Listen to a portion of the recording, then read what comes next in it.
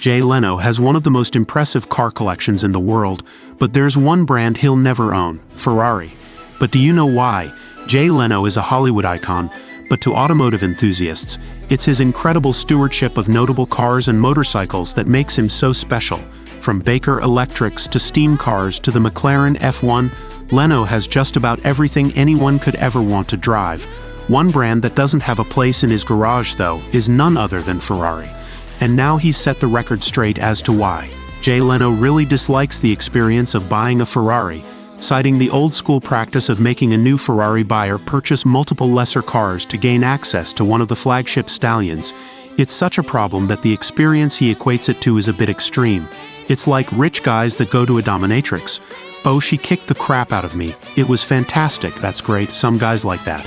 I don't. I remember Phil Hill telling me when he drove for Ferrari, they would pay for gas to and from the race. Oh, okay. They wouldn't pay his expenses like hotel, but we'll give you gas money.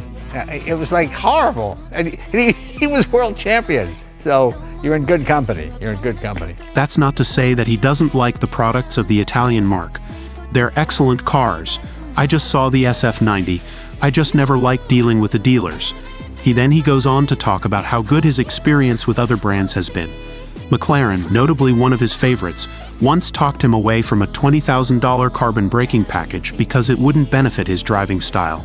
They also boosted the power output of his MP4-12C from 592 to 617 horsepower, as he recalls, for free. He had nice things to say about Porsche too. For instance, he didn't even have to go to the dealer to pick up his Carrera GT.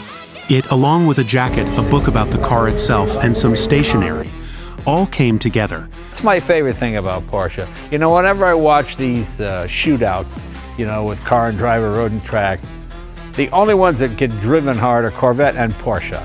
Perhaps the best part is that Porsche sent a couple of mechanics as well, so that they could talk him through the process of putting the car on a lift, among other things. You're spending an extraordinary amount of money.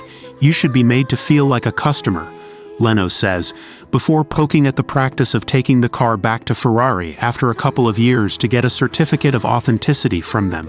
As perhaps the ultimate car guy, it's hard to argue with his perspective. Subscribe for more informative videos to stay up to date on the most recent trends and subjects.